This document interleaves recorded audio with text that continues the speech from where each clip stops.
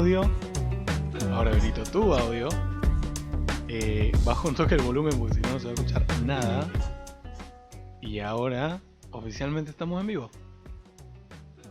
Bienvenidos todo el mundo. Programa número 2 de Éxito Parcial, el podcast donde hablamos sobre juegos de rol. Y eso, o sea, realmente no hablamos. Creo que lo podemos. Hablamos sobre juegos de rol. Punto. No, hablamos sobre el juego de rol, hacemos análisis, hacemos reseñas, traemos nuestra experiencia de juego. Y bueno, como pueden escuchar, todo hablado en español porque somos latines. Así que, Vika, no sé si querés hacer una pequeña presentación del tema, querés hablar un poquito de lo que estábamos hablando hoy, o algún detalle que se me haya escapado del podcast. Programa número 2, todavía no estamos 100% afinados en las presentaciones. Arranco con los chivos y después paso a la introducción del tema de hoy. Ya nos pueden encontrar en YouTube, ya nos pueden encontrar en Spotify, prontamente nos encontrarán en otras plataformas también, a medida que nos vayan aprobando. Nos pueden seguir en Twitter, tanto en Twitter del programa, que es RPG, que lo van a ver acá abajo, como en nuestros Twitter personales. Nos escriben cualquiera de los dos, les vamos a responder, no necesariamente con algo inteligente o interesante, pero les vamos a responder. Y después de un primer programa en el cual hablamos de OSR, hicimos una reseña con un juego que veníamos jugando este año, esta cuarentena. Y en el cual ya nombramos un par de cosas, o dijimos, o adelantamos a lo mejor algo de que vamos a hablar hoy. Es a lo que se refiere a D&D y el colonialismo. Arrancamos bien el programa. Colonialismo. Sí, es un tema re. Che, pero algo que me acabo de dar cuenta. ¿Mañana nos toca jugar? Y no hace falta que lo comentes al aire para toda la gente que nos está viendo, pero listo, lo podemos arreglar en privado. No, buenísimo. No me acordaba. Ok, entonces. Y nada, sí. Colonialismo. Y tenemos una partida de Dungeon Crawl Class. Si se quieren sumar, nos escriben. Venga. Es abierta. Colonialismo de Dungeons and Dragons. Pedazo de tema por episodio número 2. Esto es un tema tan grande que lo vamos a estar haciendo en partes. Esta es la parte número 1. Y a ver, es algo que se estuvo hablando muchísimo en lo que va del año. E incluso bastante durante el final de 2019. Es un tema que se viene tocando hace muchos años también, pero es como que el discurso en redes sociales se está levantando recién ahora, lo cual es buenísimo, es genial, porque Dungeons and Dragons es extremadamente colonialista y es algo que mencionamos en el programa pasado, como bien dijiste vos, Vika, y hoy vamos a empezar a abordar. Y creo que vamos a empezar a abordarlo desde no sé, creo que desde el punto que nos toca, tal vez más desde lo práctico puede ser, porque tal vez no estamos hablando tanto de teoría de raza ni de el coding, que coding es una terminología bastante importante que vamos a estar usando pero que probablemente vamos a explorar más adelante, sino que vamos a estar hablando sobre cómo se ve reflejado en el día a día de jugar Dungeons and Dragons. Y me parece que esa es una buena manera de arrancar, porque es algo que nos afecta a todos los que estamos jugando y creo que también tenemos cierta experiencia al respecto, Vika y yo, por simplemente la cantidad de años que venimos jugando y examinando un poco esto. Así que no sé, Vic, ¿cómo te gustaría encarar el tema al principio? ¿Podemos hablar de que hay colonialismo en Dungeons and Dragons? Sí. Gracias por venir a nuestro podcast. Sí, hay colonialismo en Dungeons and Dragons. Fin. Adiós, nos pueden encontrar en redes sociales.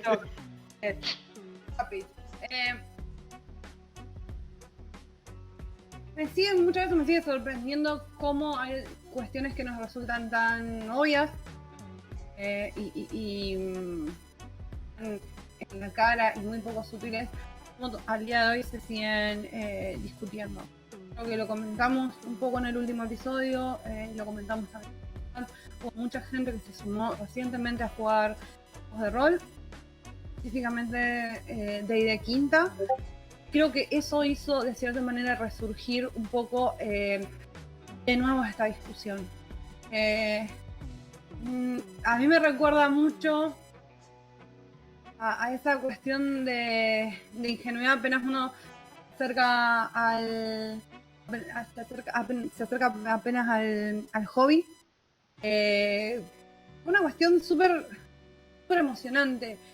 Algo que tienen los juegos de rol es que es algo que es súper creativo, súper inventivo, que te permite hacer un montón de cosas, y cuando lo descubrís es algo realmente cautivante. Y que de repente vos descubras eso y a los 3 minutos te digas, hey, no, pero mira, tenés toda esta carga social y todos estos problemas de la vida real, cuando usualmente se suele hablar de los juegos de rol como un hobby escapista. Sí. Yo entiendo que para mucha gente puede llegar a ser muy chocante. Sí, totalmente. Por eso me parece que hay un poco de renovación de discurso en ese sentido. Por eso yo muchas veces reconozco, me parece reconocer muchos argumentos, porque esto ya lo escuchamos, lo escuchamos hace 10, 15 años atrás, cuando nosotros nos estábamos sumando al hobby. Por supuesto que siempre esto es viéndolo de la óptica más positiva posible. También sabemos que hay un montón de gente que tiene perfectamente claro que hay colonialismo en D&D, hay racismo y hay un montón de otras problemáticas que se reflejan de la peor manera y que simplemente deciden ignorarlo, ya sea por una cuestión de que se alinean a sus propios pensamientos o porque tienen intereses muchas veces económicos. Sí, principalmente. Yo creo que hoy en día no estamos viviendo en un ambiente en el cual una corporación se puede dar el lujo de ser abiertamente racista, pero tampoco se puede dar el lujo de hablar en contra de problemas institucionales, porque uno, probablemente son parte de esos problemas institucionales, y dos, van a perder una gran parte de esa audiencia que es conservadora y que básicamente habla sobre cómo están perdiendo espacios porque, viste, los guerreros sociales, los guerreros de justicia social están metiéndose en mi patio, viste, a querer hacerme ser mejor persona. Entonces, yo creo que sí, pasa un montón de eso. Es muy económico y es muy ligado a cómo estas empresas arrancaron particularmente Dungeons and Dragons, arrancó en la década de los 70, que tenía una óptica muy distinta a lo que es 2020, y cómo no están logrando mantenerse al día. Entonces, sí, Dungeons and Dragons tiene un montón de problemas colonialistas. Eso no quiere decir que tengamos que sopapear apenas entrar al hobby a través de Dungeons and Dragons con todos los quilombos que eso tiene, porque es verdad que, como vos decís, Vika, es un poco chocante, pero lo que sí es importante es que estamos en un ambiente donde la mayoría de la gente entra a través de Dungeons and Dragons. Entonces están entrando a través de un juego que no solamente es problemático, sino que además es un juego que está desarrollado y administrado por gente blanca privilegiada, en su mayoría cis hetero también, y que acalla, ¿sí?, de alguna manera a las industrias independientes que son gente como vos y como yo, que tienen un montón de problemas de marginalización, que son de diferentes colores, que son de diferentes orientaciones, de diferentes géneros y sexos. Entonces tenemos como un pedazo enorme, o sea, un juego gigante que tiene una cultura colonialista, que es la puerta de entrada para un montón de gente, y en cierta manera también es una puerta cerrada para otras personas. Entonces ese es el problema número uno. Y el problema número dos es que últimamente, por el tipo de conductas que están teniendo las empresas en general, pero Wizards of the Coast en particular, están enarbolando una bandera de progresismo y están poniendo al frente a gente marginalizada sin compensarla realmente, básicamente haciéndolas trabajar de freelance y desechándolas en el momento que les dejan de servir, y además sin cambiar las problemáticas del juego. Entonces básicamente te están engañando, o sea, te están haciendo entrar como que son progresivos y claramente no lo son. Porque cuando empezás a jugar el juego te das cuenta de que lo único que hacemos es matar orcos, que son gente nativa y estamos saqueándolos y se visten de manera y se ven de manera y hablamos mucho de tribus y los mestizos son vistos como algo malo. Sí, entonces sí, D&D es colonialista y es algo que vamos a tener que enfrentar y es algo que nosotros tenemos ganas de charlar y ir enfrentando a lo largo de varios programas. Pertinentemente hoy vamos a hablar de lo que es esta narrativa de White Savior o, traduciéndola, Salvador Blanco, que es muy común y es intrínseca a Dungeons and Dragons. Así que, bueno, me parece que podríamos llegar a mandarnos de una con lo que es el formato más común y más establecido de aventura que tenemos, que yo creo que tal vez no está muy examinado. Vika, dame una mano con esto.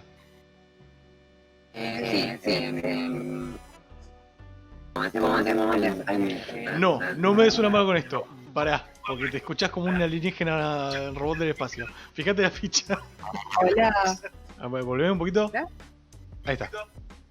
¿Ya? Ahí está, listo. Ahora sí. ¿Un alien? Ahora que volviste a la dimensión correspondiente, dame una mano. Chicos, no era para probarlo, soy un ser interdimensional. Cierto, sí, eso, sí. Pueden ver sus redes sociales interdimensionales si tienen la frecuencia indicada también abajo. Claro. Retomando, esto va a ser muy amplio, por eso es la idea de separarlo en muchas partes, en muchos episodios. Hay muchos de los problemas que podrían llegar a ser evitados, porque la cuestión colonialista o Salvador Blanco es la más complicada, porque es inherente al juego. La estructura del juego te dice que vos arrancás, vas a un lugar, irías con los locales y les sacás lo que tienen y te vas. Puntos. Y sí. Eso no es quinta, eso no es cuarta, eso es desde el principio. Entonces, la estructura ya organizada del juego, de la aventura, de cómo se suponía que se tenía que ver una mesa de D&D desde el principio, ya la setea como una cuestión colonialista. Después nos podemos poner a discutir razas, monstruos, todo el discurso social que hubo recientemente con respecto a orcos y demás. Y ver si eso de alguna manera cambia o no. Pero ya la estructura del juego, vos vas a conquistar algo. Claro. Lo que vos vas a conquistar no es casual. Primero que no es casual que las personas que crearon el juego son personas blancas, entonces por defaultismo los protagonistas del juego son blancos, son hombres blancos que van a conquistar algo. También en algún momento los podemos poner a discutir, que tiene mucho que ver con la cuestión de la fantasía masculina de poder. Sí, totalmente. Y además es muy americano, o sea, americano en el sentido de Norteamérica, de Estados Unidos. La dinámica de Dungeons and Dragons tiene mucho más que ver con una película de cowboys que con, ¿cómo se llama? La mitología, por ejemplo. Pero es verdad que, nosotros tal vez estamos hablando de colonialismo y todo, y capaz que la persona que está escuchando dice, no sé, no lo veo, pero vamos a hacer un análisis de la gran mayoría de lo que puede ser una aventura de Dungeons and Dragons. Tenés los personajes, y estas son campañas que dirigiste vos, que dirigí yo, que dirigimos todos. Los personajes llegan a una comunidad, o sea, son externos a la comunidad y llegan ahí. La comunidad está en crisis, tal vez hay algún monstruo dando vueltas, tal vez están al borde de lo que serían los reinos civilizados, ¿me entendés? Y hay otras culturas alrededor que las amenazan. Tal vez hay, qué sé yo, algunas ruinas medio malditas por ahí dando vueltas. Los personajes se les pide que lidien con esa crisis, generalmente violentamente, matar monstruos, enfrentar en guerra a las culturas enemigas, saquear ruinas de gente nativa en su momento, y una vez terminado eso, los personajes son recompensados por esa misma comunidad. Oh, mirá, te vamos a dar un montón de oro porque trabajaste para nosotros. Ah, mirá, tomá un objeto mágico. Mirá, son los héroes de la comunidad. Y después se van a otra comunidad a hacer exactamente lo mismo, ¿no? Y eso son campañas enteras. Yo he dirigido hasta hace relativamente poco ese tipo de campañas. Eso no quiere decir que tengamos que cancelar ese tipo de campañas. No quiere decir que yo te diga está mal lo que vos estás haciendo. Pero sí quiere decir que es intrínsecamente colonialista la aventura típica de Dungeons and Dragons y de muchos otros juegos que nosotros damos por sentado y que creo que nunca analizamos o que recién ahora estamos empezando a analizar. Creo que eso también se puede ver. Y vamos a los videojuegos, eso es algo que se ha avanzado un montón, cosa que no se ha avanzado en D&D, sí se ha avanzado en otros juegos de rol de mesa, en el cual esta cuestión en el cual vos podés llegar o no a ser el elegido toma otras facetas, no son necesariamente como salvador de culturas que no son la tuya. Entonces hay un montón de cuestiones que pueden ser cambiadas para que esto sea diferente, pero me parece que sea casual. Creo que ya todo el mundo a esta altura lo conoce, pero bueno, Gary Gygax citando a uno de los coroneles creo que era un coronel, de la conquista, yo le digo conquista del desierto, pero no es conquista del desierto, es conquista del oeste. Porque es el equivalente argentino, claro. Es el equivalente yanqui a nuestra conquista del desierto. Entonces, me parece que también quienes crean que esto fue hecho de manera casual o sin una intención por detrás, no estamos teniendo en cuenta que probablemente esto respondiera a este ideal de, vuelvo a ser lo mismo, la fantasía de poder, de esta conquista del lejano oeste, esta cuestión de la conquista sobre la barbarie, ¿no? Sí. De la sociedad civilizada contra la barbarie, que es algo que sistemáticamente se repite una y otra vez en un montón de campañas. Yo creo que uno de los el ejemplo más claro que se me viene es una aventura hecha para D&D pero hecha por Paizo, tu aventura favorita de todos los tiempos, Kingmaker, en el cual literalmente ¿Cómo detesto Kingmaker? Mira, acá hay un montón de tierra la cual está vacía. Es mentira, no está vacía, está llena de culturas locales, pero no tiene un reino centralizado que sea reconocido como tal por los reinos alrededor. Entonces, de repente, esas cosas que nosotros damos por aludidas, o sea, que damos por sentadas, están aludiendo a un montón de cosas que tienen otros significados mucho más profundos. Sin investigarlas. Porque imagínate, bárbaro, misma campaña, ¿no? Mismo planteo de campaña. Pero vos explorás eso, decís, esto no está vacío. No solamente esto no está vacío, sino que además nosotros estamos siendo utilizados como herramienta de conquista por un reino colonizador. Qué premisa interesante para justamente aventurear en contra de eso. ¿Viste? Como para decir, mirá, me esquivaron esto y ahora resulta que yo estoy siendo utilizado como un arma de conquista y tal vez no quiero ser eso. Especialmente si mi hoja de personaje dice que soy bueno. Entonces, sí, totalmente. Estamos inmersos en narrativas colonialistas que no fueron examinadas por mucho tiempo y que las damos por sentadas. Totalmente las damos por sentadas.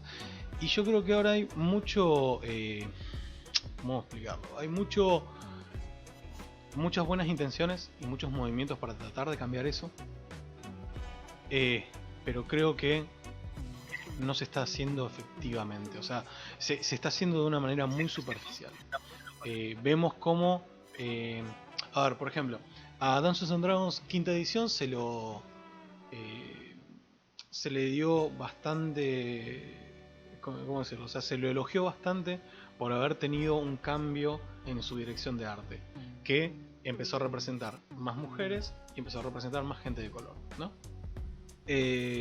Bárbaro, yo estoy muy de acuerdo con eso, 100%. El tema es cambiar la gente de color, o sea, cambiar las razas de Salvador Blanco y mantener la narrativa de Salvador Blanco. No cambia nada, lo único que está haciendo es es una lavada de cara. Entonces, tenemos situaciones en las cuales vos ahora estás teniendo conquistadores que, bueno, está bien, no son blancos, son marrones, siguen siendo conquistadores, siguen siendo narrativas de conquista. Aparte, no nos olvidemos que el colonialismo, si bien claramente, o sea, nosotros hablamos de colonialismo, y al menos esto a nivel personal, cuando a mí me hablan de colonialismo, yo no puedo no imaginarme un colonialismo blanco, porque fue lo que nos pasó a nosotros. Sí. Porque nosotros somos hijos de la narrativa de hay que luchar contra el invasor moro conquistador que trae la barbarie y la perdición moral y ética. El colonialismo aparece en un montón de instancias a lo largo de la historia y del mundo, entonces cualquier imperio está basado en colonialismo. O sea, China y Japón fueron potencias imperialistas y colonialistas que le permitieron llegar a donde están. Colonias chinas que hace muy poco que han sido realmente liberadas, cuando otras ni siquiera lo han sido. Entonces, yo cambio, es volver un poco a eso. Es volver, yo voy a decir, no, bueno, simplemente esto lo voy a resolver, en vez de tener un salvador blanco lo voy a modificar y esto va a ser gente de color conquistando gente de color. Como chocolate por la noticia, o sea, digo, gracias. Sí, no, o sea, sí, sí, podemos, o sea, es volver de nuevo a lo mismo, o sea, es el nivel colonialismo en D&D está bañado por supremacía blanca, por supremacismo blanco. Pero si vos le sacás el supremacismo blanco, te sigue quedando el colonialismo. Y si vos le sacás el colonialismo, te sigue quedando el racismo. Y después te siguen quedando un montón de cosas. Claro. Y es como una gran torta con un montón de capas, con un montón de ismos. Y está hecha de mierda la torta. Esa torta. Entonces, tenés que empezar a sacar un montón de cosas. Y después decís, pará. Entonces, sí, bueno, Mati dice justamente de otros ejemplos. Cómo hay un montón de cuestiones de colonialismo a nivel europeo y asiático. Se llama Alejandro Magno hasta lo que se te ocurra, o sea, todos los imperios. Vos sabés que es divertido porque ahora medio como que la movida es, vamos a seguir contando la historia de, ¿cómo se llama? De un análogo. Sí, sigue siendo Cortés, pero ahora Cortés es un tiefling gay. ¡Oh! ¡Qué bueno! Gracias, ¿viste? Sí, es un tema. Pero, a ver, yo creo que también podríamos llegar a hablar de cómo esta lavada de cara viene incluso a veces de gente marginalizada. Y, de vuelta, la intención es positiva, pero si vos tenés una dinámica... yo quiero hablar de dos ejemplos en particular, ¿no? Me gustaría... de cómo trataron de reemplazar gente, los típicos roles que hubiesen sido blancos en una, ¿cómo se llama? En otra época, por gente de color, ¿no? Entonces, la manera que tiene el diseñador de poder controlar eso, porque vos como diseñadores de juegos de rol no podés controlar qué es lo que pasa en la mesa, obviamente. Eso es parte del arte de diseñar juegos de rol. Lo único que vos podés manejar es lo que presentás al público, ¿no? O sea, a la persona que va a jugar tu producto. Estamos hablando de aventuras, vamos a hablar específicamente de aventuras. Entonces, vos cuando tenés eso, lo único que podés hacer es la historia, los conflictos y los personajes dentro de esa historia, los personajes no jugadores, los NPCs. Entonces, lamentablemente en el formato que nosotros tenemos, que acabamos de hablar, de que suelen ser conflictivos y colonialistas, vos tenés dos tipos de NPCs. Tenés enemigos para matar y aliados que te van a recompensar / pedir que los ayudes. Porque, o sea, es esa narrativa de Salvador Blanco. Uy, por favor, ayúdenme, hay que matar a esta gente. Entonces, si nosotros cambiamos eso, o sea, gente que hubiese sido blanca en otra época, vos tenés villanos que antes hubiesen sido blancos, que ahora son negros, por lo tanto estás sería villanizando a gente de color, o estás cambiando a tus aliados por gente de color, que básicamente lo está tratando como que son inútiles. Onda, claro, son menos capaces que nosotros, no pueden lidiar con sus propios problemas, entonces son una manga de inútiles que necesitan que vengan héroes de afuera para solucionar los problemas. Que es una narrativa muy de Salvador Blanco. Es una narrativa que no vemos solamente en juegos de rol. Es una narrativa que vemos cada vez que la gente manda, ¿cómo se llama?, ayudas desde Estados Unidos o América a África. Esta idea de, no, son unos inútiles, ¿me entendés? Y necesita que venga la gente blanca a salvarla. Y ni siquiera en África, lo podemos ver incluso en nuestro propio país. O sea, son narrativas de Salvador Blanco que no se cambian por el simple hecho de, viste, cambiarle el color de piel a los personajes que estás involucrando en tu aventura. Y que pasa exactamente con lo que pasa en la vida real. También es una cuestión de no intentarse y analizar cuál es el problema en fondo, porque si o sea, ¿qué te colocó a vos en esa posición? ¿No? Ya sea en la vida real o ya sea en el juego. ¿Cómo puede ser que la mayoría de las aventuras arrancan entre nivel 1 a 3 y de repente vos venís a salvar una civilización ya establecida? Claro. Entonces, hay dos opciones. O es totalmente irreal y esto está hecho para alimentar tu ego, o realmente vos venís a un lugar de privilegio y esa civilización que está en peligro o que está incapaz de defenderse a sí misma, está ahí porque hay una cuestión sistémica que la colocó en ese lugar. Hay dos, yo anoté en nuestras notas dos ejemplos que me parece que son fundamentales para poder, ¿cómo se llama?, investigar esto. Uno es el módulo de Lamentations of the Flame Princess, llamado Blood in the Chocolate. Obviamente Lamentations of the Flame Princess tiene esto de que es una empresa controversial a propósito, o sea, viven de la controversia y del shock, lo cual a mí me parece una práctica bastante inmoral, pero bueno, o sea, hay gente que lo consume de todas maneras. Y este es un... Sí. No. El producto no son juegos de rol, el producto es el lorchismo. Sí. Nada más. Sí. No hay otra cosa de valor. Este módulo ganó un ENI. ENI son premios muy importantes en esta rolera. Y todo el mundo como que lo alababa como un gran módulo. Y una de las cosas que le alababan, entre otras, es el hecho de decir, mirá, y además tiene una villana que es fuerte, y además es una mujer de raza mixta, peruana, española, porque está ambientado en el siglo XVII, que tiene como una fábrica de chocolates, porque esto además es una ¿cómo se llama? Es como una especie de refrito de Charlie y la fábrica de chocolates, pero hecho oscuro y una aventura. Entonces la gente decía, bueno, y además es inclusivo, bla bla bla, porque es una mujer lesbiana, ¿cómo se llama? La villana principal es una mujer lesbiana de raza mixta peruana española. Y vos te pones a ver y la villana es obviamente villana, es un personaje muy perverso, incluso hay situaciones de violencia sexual, es bastante heavy.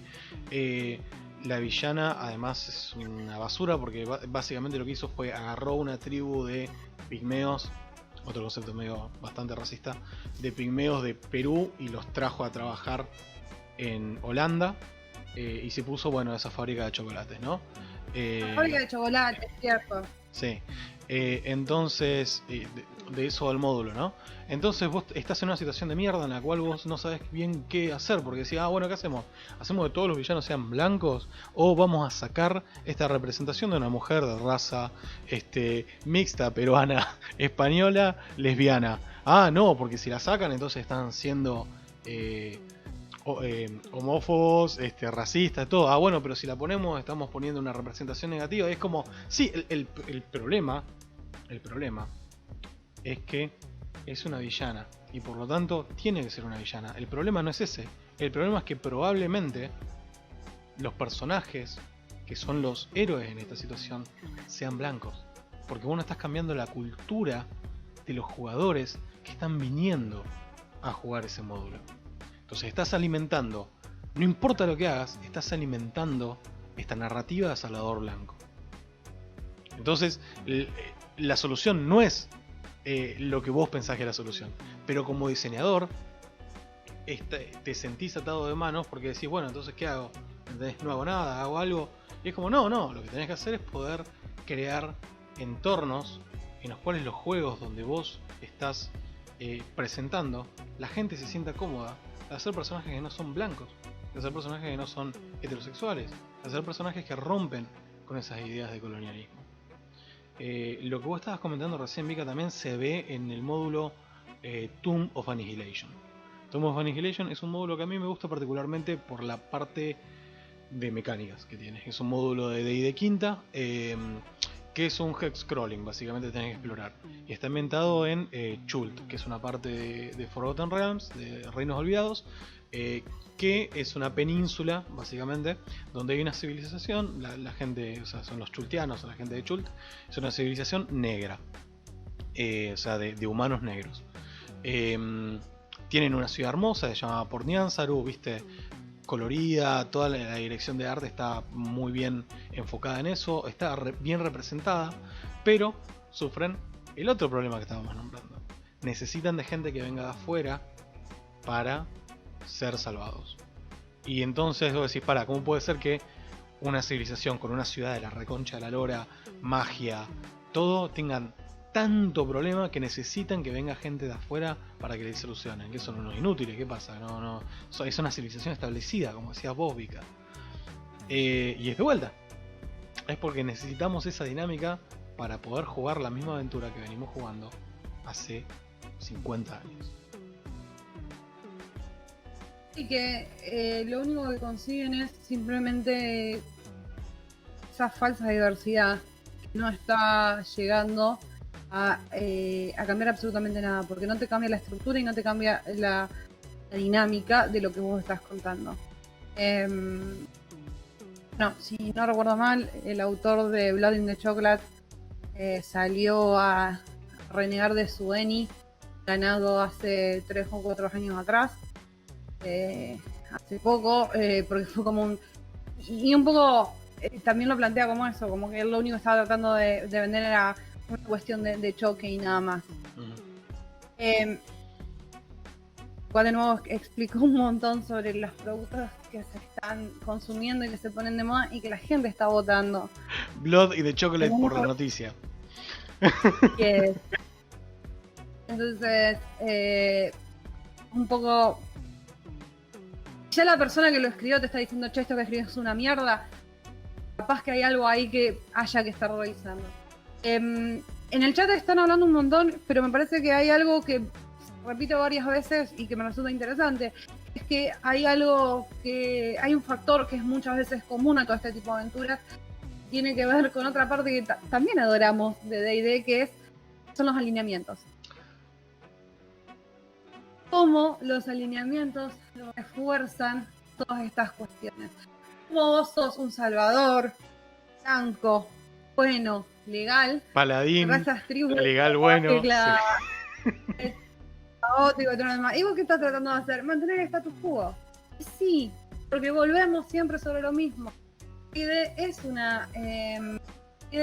una fantasía de poder y no hay mucha más vuelta que darle. Cuando nosotros empezamos a leer otras narrativas que son similares en cuanto a aventuras de este tipo, pero contados desde otro punto de vista, entendemos que hay otras cosas y muchas cosas que estamos dando por sentadas. Esta cuestión del folclismo, yo no aclaro el status quo va a ser blanco, heterosexual, masculino, binario, etc.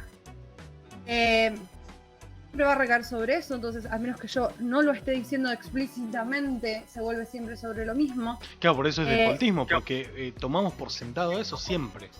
Y es lo que nos enseñaron que es la norma, lo normal, la heteronorma, la cisnorma, etc. Entonces, y no solamente que es lo normal y por lo tanto lo que está bien y lo que es correcto y a lo que uno debería aspirar. Entonces, simplemente son narrativas que tienen ¿cuánto? 50 años, ya estamos en 2020. Una narrativa de 50 más que se siguen repitiendo y que no han cambiado, porque de fondo sigue siendo un poco lo mismo o incluso peor, porque ahora te pagan para matar gente. Claro. Antes te Bueno, pagaban por solamente saquearlos y capaz que zafabas. bueno, eso también Matarlo. hay otro factor, ¿no? El hecho de que nosotros podemos incluso hacer un montón de avance y tratar de poner un montón de detalle y tratar de poner un montón de justificaciones o de detallar digamos, de tratar de agregar a una aventura contenido y sutilezas y problemas ¿cómo se llama? Que tal vez no son por alineamiento, sino por conflictos culturales. Podemos agregar todo eso. Las herramientas que tiene un personaje de Dungeons and Dragons son siempre violentas. Entonces vos podés tratar de tener todo este contexto, pero si lo único que puede hacer tu personaje es tirar bola de fuego, ¿cómo se llama? Guiding Bolt, que no me acuerdo cómo se llama en español, pegar con un hacha, El smite del paladín. Sí, hacer un smite de paladín o flanquear a tu enemigo, meter un sneak attack. ¿Qué herramienta le estás dando a tus jugadores, o sea, a los jugadores, para poder enfrentar problemas colonialistas de manera no colonialista? Spoiler, cero, le estás dando cero herramientas. Entonces, está todo bárbaro, pero vos podés cambiar las razas, podés hacer un montón de trabajo de construcción del setting, de construcción del mundo de juego. Si las herramientas siguen siendo 90% cómo matar a otra persona, ¿qué es lo que va a pasar en la mesa? Entonces, son cosas que son una lavada de chapa pintura y nada más. No hay Y cambio. yo creo que y son todos pequeños mecanismos que se retroalimentan de autojustificarse. Yo soy bueno, estoy peleando contra gente mala, y da la casualidad que es una especie entera que es mala, mientras que mi propia especie tiene toda esa variabilidad, ¿no? Aparte, siempre esa cuestión, ¿no? Siempre repetitiva. ¿Cuáles son las habilidades del humano? El humano es adaptable, puede ser diverso y se puede cambiar y puede hacer un montón de cosas. Y los otros son todas características deterministas. Siempre. Sí. Todas las razas, siempre, razas, especies, como lo quieran llamar, siempre tienen características deterministas que no pueden romper. Y que usualmente cuando en aventuras se presentan personajes que rompen con ese determinismo, siempre terminan siendo para peor. Pero son todos esos pequeños mecanismos que se retroalimentan. Es decir, bueno, pero ellos son malos, entonces yo soy bueno, entonces está bien que lo que yo estoy haciendo. Aparte a mí me están mandando, porque entonces por una cuestión de obediencia de vida yo tengo que responder. Y son cosas que, como es un juego y como no es en serio, pasan desapercibidas. Pero en el momento en el cual realmente yo digo, bueno, si nos ponemos a leer esto como una obra de ficción, le damos una segunda capa de razonamiento, a ver qué es lo que está pasando, qué es lo que está pasando, cuáles son los hilos conductores, cuáles son los motivadores. Muy difícil y de no tener que tratar de hacerlo para no quiero que restaurar absolutamente. Desde que mis personajes siempre son buenos. Ojo, que te estás robotizando. Te estás yendo de dimensión, por favor, volvé. Llaman mis planos astrales originales, déjenme. Libre. Déjenme. ¿Se escucha mejor? Sí. Entonces, en todo el sentido del mundo, me mandaron a civilizar. ¿No? La civilización siempre es buena, ¿no? Me mandaron a civilizar. Yo soy bueno, la otra gente es mala. Y si mato a la gente y civilizo y encima me dan plata, es como el recontrato que cierra por todos lados. Arrancó siendo una idea de un grupo de chabones que creían que querían salvar el mundo y se mantiene como eso. Podemos dar un montón de cambios, llega un punto que yo creo, no sé si vale la pena. Y creo que ya a esta altura, sí. Si tenés que arrancar al cero y si probás con otra cosa, no solamente por eso, sino que quien sostenga, o usualmente quien sostiene, no, porque esto ya no es más condicional, sino que es real, quien sostiene estos valores en un subproducto, en este caso estamos discutiendo un juego de rol, pero puede ser cualquier otro producto, que las prácticas que tengan la vida real no sean particularmente buenas o decentes. Entonces, ahí empezamos con una complejización mayor todavía del tema, porque y esto es una respuesta que habitualmente vamos a encontrar, y es nada más que un juego a quien le importa, es nada más que un libro a quien le importa. Podemos discutir la muerte del autor, todo lo que quieras. Otros de los discursos que se están dando actualmente en Twitter, pero nada más que en Twitter literario, si vamos a considerar Harry Potter literatura. Claro, it's a stretch, pero bueno. Pero más allá de eso, hay gente de verdad. Hay gente que la está pasando mal en la vida real por culpa de estas prácticas. Esto pasó esta semana, no nos tenemos que ir a 1789 y buscar al bisabuelo de alguien. No, esto es el discurso actual. Y este discurso no es un discurso teórico, es un discurso de verdad, con gente que fue destruida y fue masticada y escupida por la industria. Entonces, cuando nosotros planteamos alternativas, no solamente planteamos alternativas a un hobby, estamos planteando alternativas al modo de vida y al respeto de un montón de personas que trabajan de esto. Sí, pero Vika, la pregunta importante es de qué casa de Hogwarts sos. ¿Cierto? O sea, ¿qué alineamiento tenés? Uy, aguantame que te muestro este meme de una carta de alineamientos. Y es como... o sea... hay tantas cosas sin examinar en esa carta.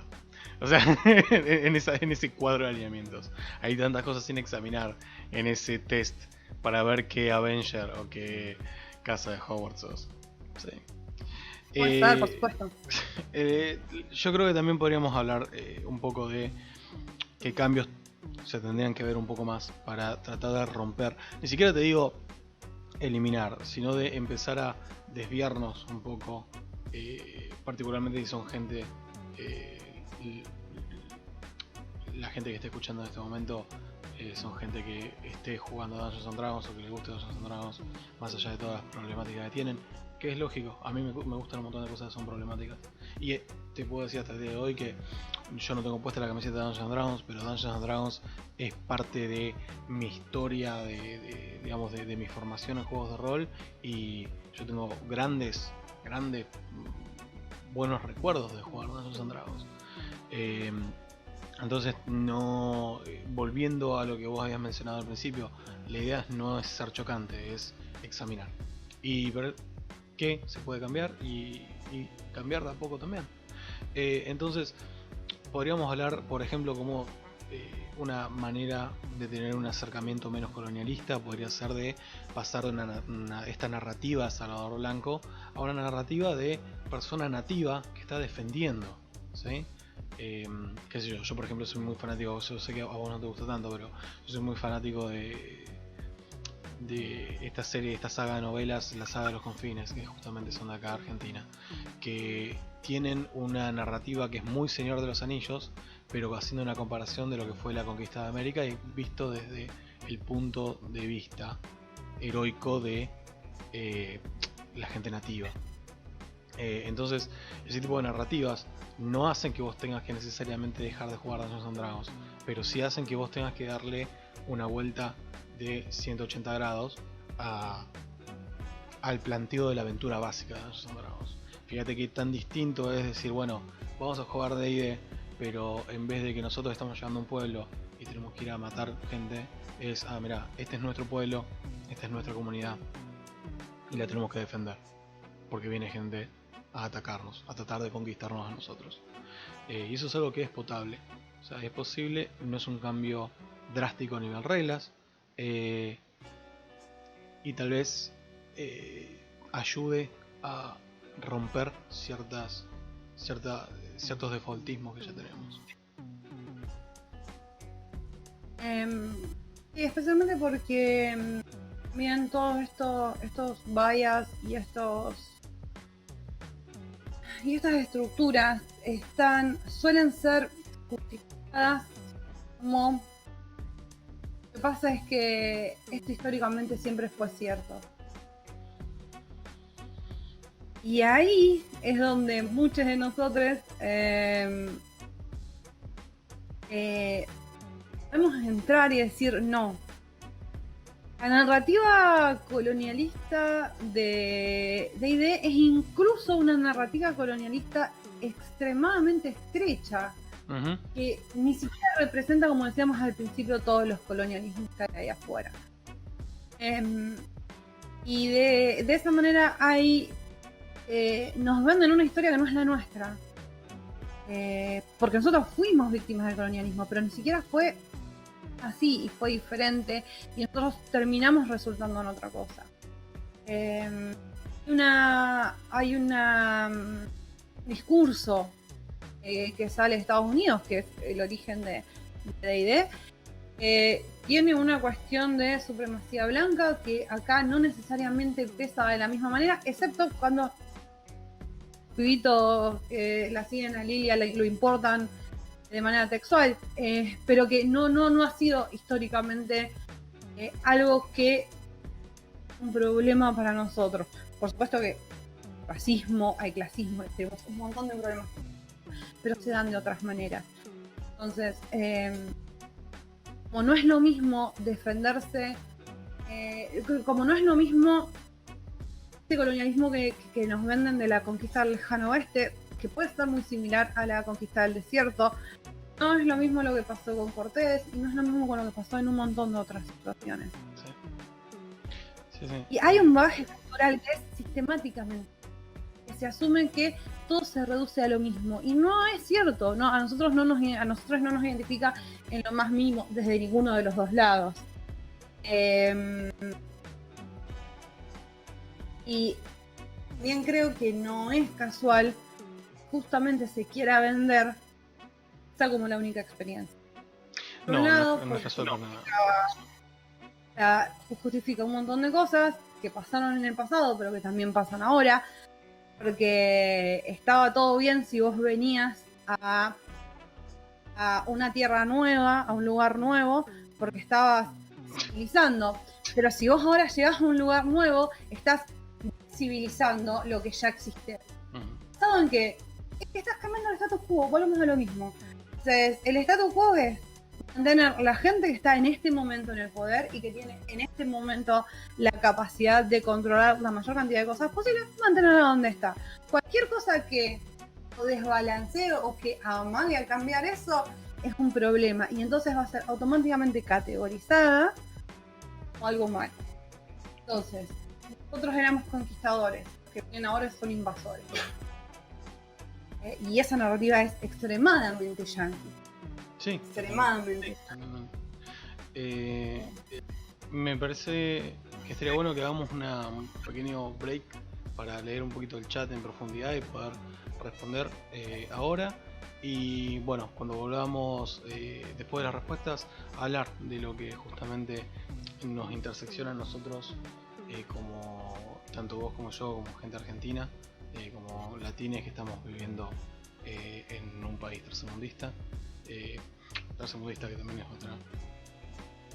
otro concepto importado, ¿no? Sí. Y porque también es una buena manera de que vean desde qué punto de vista venimos nosotros. Porque tocas un punto que es importantísimo. Todas estas son narrativas muy yankees. Así que bueno, vamos a hacer un pequeño corte, revisar un poquito el chat, hablar un poquito y bueno, sí, después vamos probablemente a cerrar un poco nuestra perspectiva.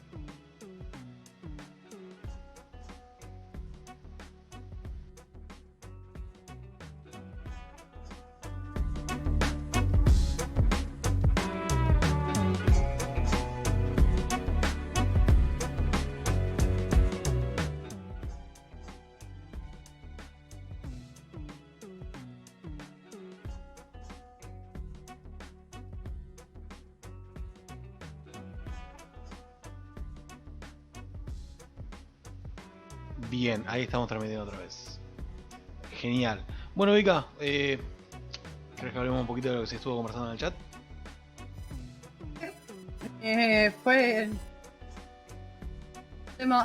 un tema movilizador para la gente que estaba en el chat. Calculo que todos los episodios que hablemos de D&D van a ser similares. Repasando un poco, no decía que un poco lo que habíamos comentado de que los lineamientos contribuyen a esta narrativa. Mati también decía que este default del hombre blanco bueno, colonizador, que lleva a la civilización, es un poco la visión que tienen de sí mismos yanquis. Sí, mencionó justamente el concepto de destino manifiesto, que es...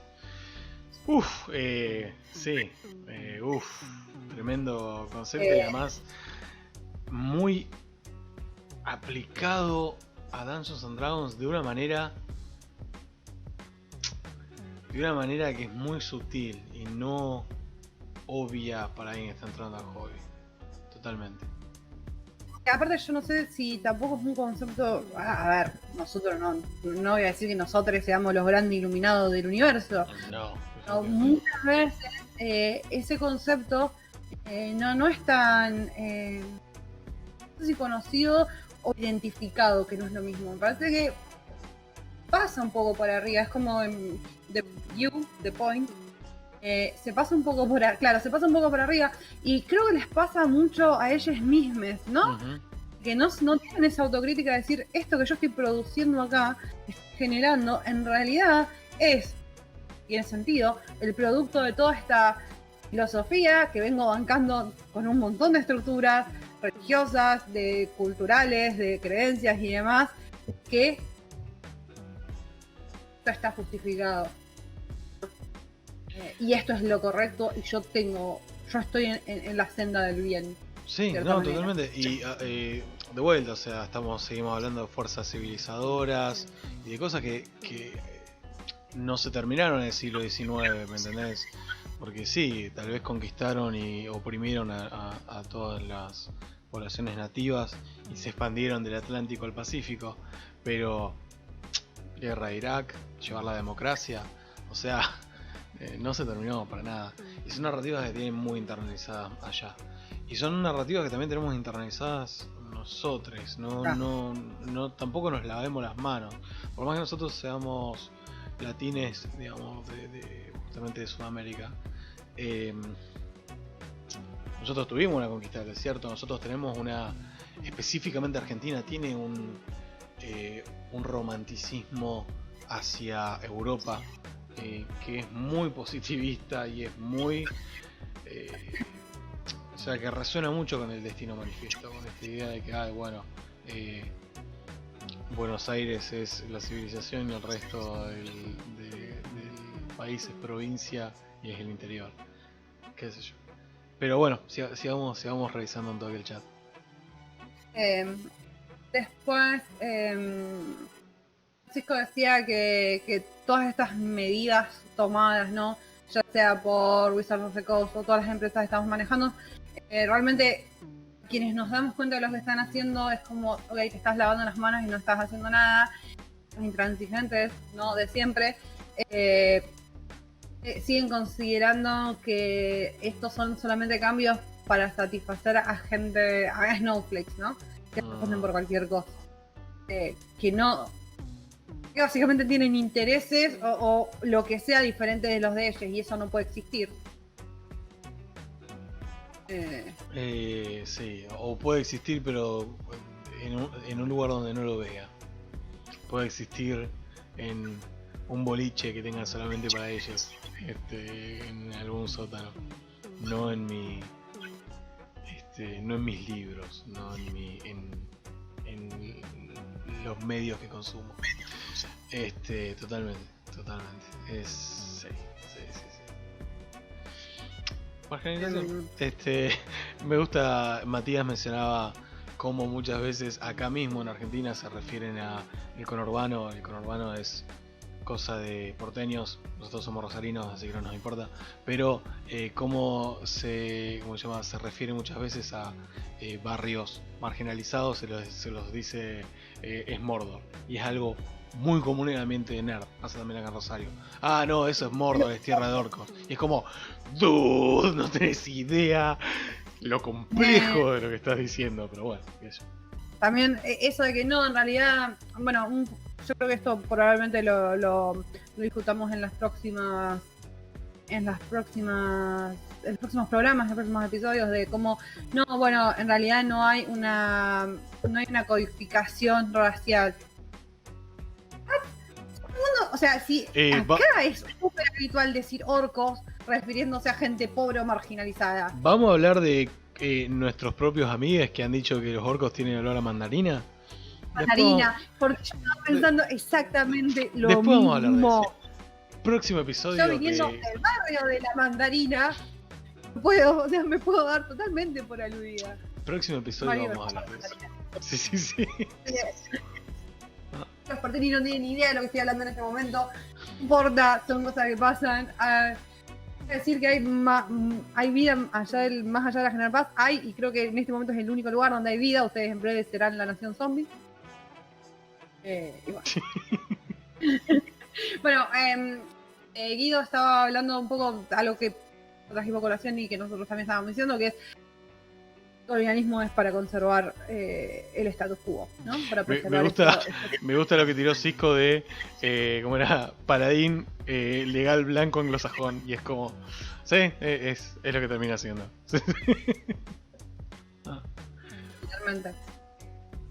No he leído Exalted, que lo tengo que leer. Sí, yo también, deuda pendiente. No lo leí porque tengo entendido que tiene un sistema de mierda, pero bueno, hay mucha gente que le gusta un montón. Estamos jugando. Primero estamos hablando de Dungeons and Dragons, así que no es una excusa el sistema de mierda. Y segundo, tengo entendido que mucha gente le gusta por el setting y por la estética, porque justamente no es blanca, es muy asiática y muy inspirada por el wuxia y el, digamos, culturas asiáticas como puede ser China, India también, Japón. Lo cual, copado, interesante. También está publicado por una otra empresa de mierda, pero no es Wizards of the Coast, así que bueno. ¿Pertenece a Onyx Path o...? Originalmente a White Wolf, y sí, eventualmente pasó a Onyx Path. Claro. Igual yo siempre creo que siempre sirve de algo leer, porque es aunque sea para decir, ok, esto no quiero hacer esto, sí. Nunca en la vida quiero hacer esto, entonces siempre es... Bien, es la manera que tengo yo de validar toda la mierda que leo y consumo, pero bueno. Guido tiró una anécdota muy interesante, porque me parece que es muy representativa de lo que muchas veces hemos jugado nosotros como jugando rol, ¿no? Habla de cómo en una campaña donde él estaba dirigiendo Pathfinder, que es lo mismo que Dungeons and Dragons, en la campaña ellos... los personajes estaban resistiendo a una fuerza invasora, justamente uno de los planteos que estábamos teniendo acá en el programa. Y bueno, eventualmente, como los personajes en Pathfinder escalan tanto en poder, no solamente ganaron, sino que llegaron a un punto que dijeron, sí, nos querían invadir, bueno, ahora nosotros lo vamos a invadir ustedes, giles, y no nos pueden conquistar ustedes a nosotros si nosotros los conquistamos primero. Y es como, fíjate como al toque no hay un análisis, estamos entrando en las mismas dinámicas de invadido, invasor, de colonizador, colonizado. Y es muy buena, es un muy buen ejemplo que tiraste, Guido. Y también algo que tiró es que tiene mucho que ver con el hecho de haber jugado Pathfinder, que se aplica igual a Dungeons and Dragons. Si las únicas herramientas que tenés es para ejercer violencia, la primera... O sea, si lo que hiciste durante toda la campaña es cagarte a palos, pum, trompada, piña, trompada, magia, trompada. Si lo único que hiciste fue eso, entonces llega un punto en el cual tenés un martillo y todo lo que ves se ve como si fuese un clavo. Clavo, exactamente, sí. Es ese factor. Dice Mati que como se llama, que Exalted no fue mencionado como ejemplo positivo, sino como muchas veces las buenas intenciones se quedan cortas. Sí. Y yo no, o sea, no sería ni la primera ni la última vez. Tendría que leerlo como para realmente tener una idea más concreta de qué es lo que estamos hablando, pero muchas veces pasa eso, porque justamente el análisis se queda corto. Sí, Muchas veces superficial. Yo considero que No alcanza solamente con cambiar las razas, por ejemplo, en Pathfinder o en D&D. Bueno, hay un montón de cosas que hay que cambiar. Entonces, si realmente no hay un análisis profundo y no se consigue una reestructuración heavy, muy heavy, pues no alcanza. Yo soy medio partidario de que cierto progreso social se da por fuerza bruta en el sentido de programación de fuerza bruta, no en el sentido de fuerza bruta. De que hay más gente que tiene que tirar más ideas y decir, probemos. Bueno, tengo buenas intenciones, no fue análisis suficiente, ok, bueno, no importa, la próxima vez lo voy a hacer mejor, Por eso la idea no es ser chocante y tratar de acallar ideas nuevas. La idea es, no te quedes con esa idea, por más que sea nueva, construir a partir y eventualmente se va a avanzar, porque es como aprendemos, me parece a mí, como aprendemos como seres humanos. O sea, nos equivocamos hasta que cada vez nos vamos equivocando menos, y después nos morimos, y no podemos equivocar más, yay, depresión. Así que este viernes de cuarentena y feriado que estuvo haciendo frío y casi llovió todo el día. Venía bien y fue como, uy, cinismo. Y no, desbarrancaba. Memento mori, sí. También hay una cuestión con respecto a lo que comentaba Guido, que es que, y esto es en la vida real, si vos toda tu vida fuiste oprimida, muchas veces solo a través de mecanismos de violencia, probablemente solamente conozcas mecanismos de violencia. Sí. Cuando salgas, logres salir de esa situación de opresión o te encuentras en un lugar en el cual vos podés oprimir a alguien más, termines replicando esos mecanismos violentos y de opresión. Por eso también esta cuestión de decir, bueno, no, pero entonces todas las personas marginalizadas son buenas y hacen todo bien. No, y además si te crearon en un ambiente tóxico, vas a ser tóxico, no. Nadie sale sin heridas, nadie sale limpio de esto. Esto no es para darle las ganas a nadie, pero la única manera es trabajando. O sea, de esta se sale trabajando. Sí. No hay otra manera. O sea, agarren la sociopala. Exactamente. Hay que agarrar la sociopala. Y no queda mucho más que eso. Ahora, seriamente que alguien que empieza recién en el hobby haya llegado hasta esta altura del episodio, ¿no? Sí. Estos episodios de análisis me parece que van a ser muy ok, venís jugando hace un tiempo, vamos a examinar todo esto que venimos no examinando hace 50 años y lo vamos a solucionar acá, y vamos a salir acá con todo solucionado, porque esa es la garantía de éxito parcial. Éxito. Por supuesto que sí. Parcial. Entonces, no, totalmente. Inserte el meme de Community de solucionamos el racismo. Yay. No, me parece que lo de éxito parcial posta es muy aplicado. Hay algo que me recontra gustaría hablar, a menos que vos quieras tocar algo más de chat, o no sé si ya... yo ya creo que cubrí. Genial. Algo que quería hablar, y esto sería más que nada para sentar un precedente de acá a futuro, en los próximos programas que vamos a hacer sobre D&D y colonialismo. Obviamente lo vamos a estar mechando, porque es un tema bastante jodido y además es un tema capaz un poco denso y chocante, justamente. Es un poco como nosotros como argentines sufrimos el colonialismo, o sea, me mando a tirarlo, digamos. Yo creo que tal vez nos quedamos cortos a la hora de hablar de problemas raciales, porque las problemáticas raciales que tanto vos como yo podemos llegar a sufrir en nuestro propio país son muy distintas a las que son planteadas en Estados Unidos por una persona negra o asiática, ¿no? Porque nosotros tenemos cierta homogeneidad en nuestro propio país, y con nosotros me refiero a mí personalmente y a Vika. Eso no quiere decir que no lo hayamos sufrido, Yo he sido llamado negro de manera despectiva, he sido llamado morocho de manera despectiva, mi familia, mi mamá es de piel más oscura que yo, mi abuelo es de piel más oscura que yo, y sufrieron por vivir en un pueblo, que tal vez no lo sepan, pero que en Argentina los pueblos son, en esta sección de Argentina donde nosotros vivimos, creo que sería la llanura pampeana, digamos, en la parte de Santa Fe, litoral, los pueblos están muy marcados por gente blanca, que son descendientes directos de inmigrantes, que son muy racistas hasta el día de hoy.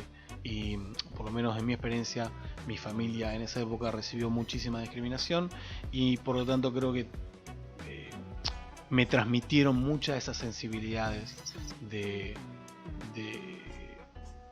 discriminación racial, que yo no necesariamente sufrí directamente, pero que sí puedo observar a partir de las experiencias de mis generaciones pasadas.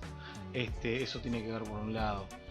Vika, yo sé que vos también tenés un montón de marginalización por otros lados, pero hablando específicamente de raza, no sé cuál es tu perspectiva.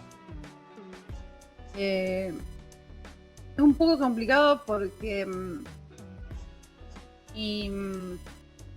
yo tengo que hablar de raza y de etnia, es algo que yo tengo discutiendo hace un montón de tiempo, y es ¿cómo me defino? Somos mezcladísimos, sí. Particularmente vos y yo, y en Argentina en general. ¿Cómo me defino? Y es como soy blanca, sí, es verdad, soy blanca. Tengo mi único bisabuelo que nació en Argentina, producto de un malón indio. No tengo muchos más datos que eso, obviamente, como se podrán imaginar. Entonces, el resto de todos mis bisabuelos vinieron de afuera. Nadie sabe muy bien exactamente a quién salí yo. Tengo la cara de mi padre, pero no es más que eso. Entonces, yo no tengo una identidad racial o cultural mucho más lejana de lo que tengo en mi núcleo familiar y personal. Mi historia en Argentina tiene 100 años. La historia de mi familia en Argentina tiene 100 años, 110 años ahora. Y para ahí, y después hay que empezar a buscarlas en un montón de gente marginalizada que se vino acá, porque había sido perseguida racialmente, porque parte de nuestra familia creemos que era Roma o era algún tipo de pueblo viajante de Europa del Este, como sabemos muy bien. Y el resto era gente que cuando vino acá se cambió el apellido y mintió sobre dónde venían. Sí, porque no querían ser relacionados con dónde venían. Entonces, como muchas veces, y yo vuelvo sobre esto de esta cuestión yankee, cuando hablan de la identidad blanca. ¿Yo me veo blanca? Sí. ¿Ahora estoy teñida rubia? Sí. ¿Me identifico cuando me hablan de mi identidad blanca? No, ni en pedo. La primera... Somos latines, además, o sea, nuestra identidad blanca se corta en el momento que abrimos la boca. O sea, yo me siento muy conflictuado en este tema, porque a mí se me han dicho morocho y white passing de igual manera. O sea, vos me has visto a mí recibiendo esas dos cosas. Y yo también, de vuelta, muy mezclado. Tengo sangre portuguesa, ¿cómo se llama? Eslava, o sea, de Croacia, ¿cómo se llama? Española, italiana, nativa de por lo menos dos ramas, las cuales lamentablemente no sé de dónde vienen, porque tenemos un montón borramos un montón de esa historia. Entonces no solamente nosotros estamos cruzados por un montón de ser realmente gente mixta, tanto vos como yo, como gran parte de Argentina, sino la gran mayoría de Argentina. No solamente estamos cruzados por ese colonialismo, estamos cruzados por la historia, o sea, por el colonialismo histórico de los españoles que vinieron a conquistar acá y que básicamente colonizaron y abusaron de los pueblos nativos. Y además nosotros como latinos, o sea, como latines de Sudamérica, tenemos un colonialismo moderno. Nosotros estamos sufriendo un colonialismo que es la globalización. Nosotros estamos sufriendo el colonialismo directamente desde el imperio que hoy en día es Estados Unidos y parte de Europa occidental. Entonces, yo creo que me siento cómodo hablando de Dungeons and Dragons y colonialismo porque uno, sé de Dungeons and Dragons, y dos, por más que tal vez el impacto racial que yo tenga no es el mismo que pueda llegar a tener una persona negra o una persona asiática viviendo en Estados Unidos, la marginalización por el colonialismo nos toca tanto a vos como a mí desde hace siglos. O sea, son generaciones y generaciones de eso. Y fuimos afectados y cruzados por eso. Yo creo que es muy difícil identificarse con esta historia que nos quieren vender, ¿no? De una identidad que en realidad no existe. Creo que probablemente para ellos tampoco exista. Que simplemente la compraron y nada más. No hace mucho tiempo atrás yo estaba hablando en los tantos servers de Discord en los que estoy y preguntaba justamente porque me llamó la atención, ¿no? Y dije, pero ustedes no tuvieron oleadas inmigratorias que hayan sido definitorias en la población actual que ustedes tienen en los últimos 200 años. Y ni siquiera me refiero a las oleadas migratorias que se conocen habitualmente, como son gente de Asia,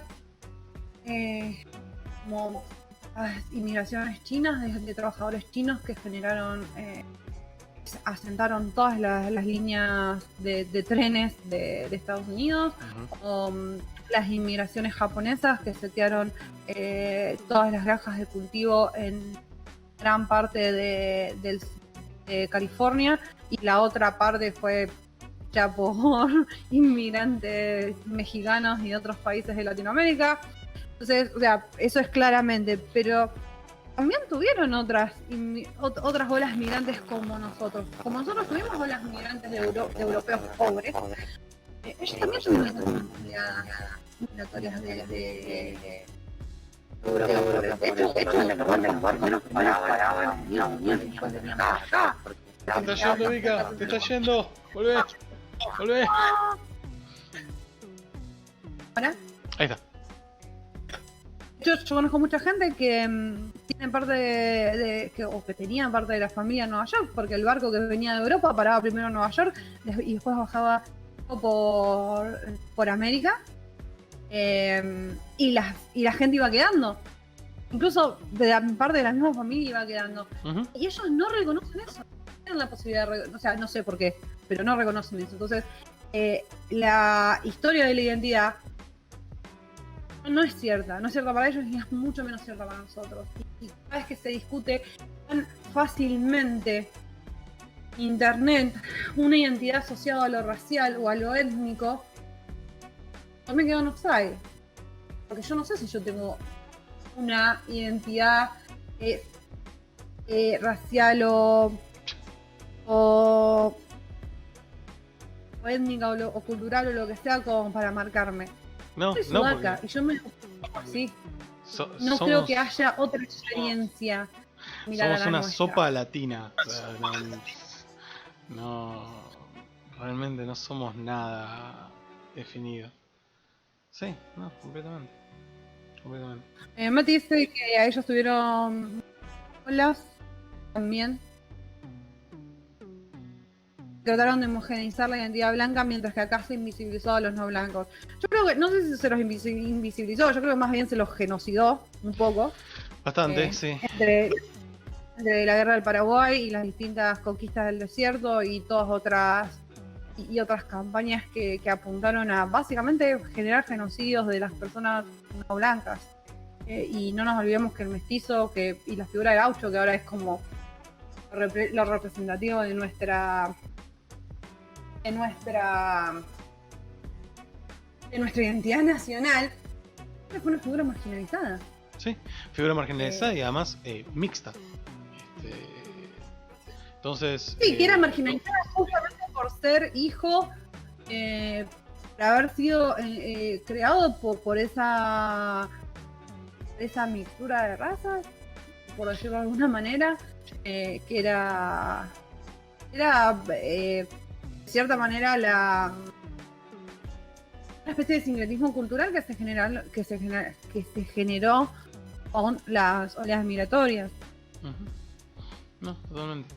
Pero bueno, eso era básicamente como una manera de dar nuestra perspectiva de acá a futuro, porque tampoco queremos apropiarnos de una discusión que no es nuestra, pero creo que también consideramos correctamente que sí es una discusión que es nuestra, porque bueno, justamente esta es nuestra experiencia con el colonialismo, y también dar a entender que las experiencias colonialistas no son siempre iguales, por más que las discusiones suelen estar centradas en Estados Unidos. No, creo que voy a hacer un último disclaimer. Sí. Es incluso la experiencia que nosotros dos podemos tener difieren ampliamente de las experiencias que tiene gente en otras partes del país. Sí, sí. Yo he tenido la suerte de viajar y de recorrer un montón de lugares por trabajo y para ir a trabajar con gente de ahí, gente nativa y gente que ha trabajado, y gente europea que nació en Europa y se vino a Argentina en los últimos 20 años, 30 años, 50 años, y trabajado con todos. Y las dinámicas de poder son diferentes. En las zonas, yo diría que en general en las zonas centro se ha generado una homogeneidad, creo que ya puedo empezar a inventar palabras, una homogeneidad racial y cultural que todavía no está dada en el norte de Argentina. No, y son lugares que también mantienen no solamente esas diferencias raciales y esa aversión a mezclarse, sino también mantienen las estructuras medievales de control sobre las poblaciones nativas. Sí. ¿Cómo se llama? Los jesuitas siguen existiendo en el norte de nuestro país. Entonces, muchas de esas estrategias que acá desaparecieron porque sí, por cómo se hacen las cosas, porque nosotros tuvimos... porque se trataron de manera diferente a las poblaciones locales que habían. En el norte del país no pasó. Y tampoco fue lo mismo lo que se dio en el sur del país. Poblaciones básicamente extintas, ya no están más. Y que quienes siguen quedando siguen luchando por tener un reconocimiento y un espacio que no se les está dando. Totalmente. Bueno. En fin. Tranquilo. Excelente manera de cerrar el programa, bajoneando a todo el mundo. Lamentablemente esto es así. La realidad que vivimos no es fácil.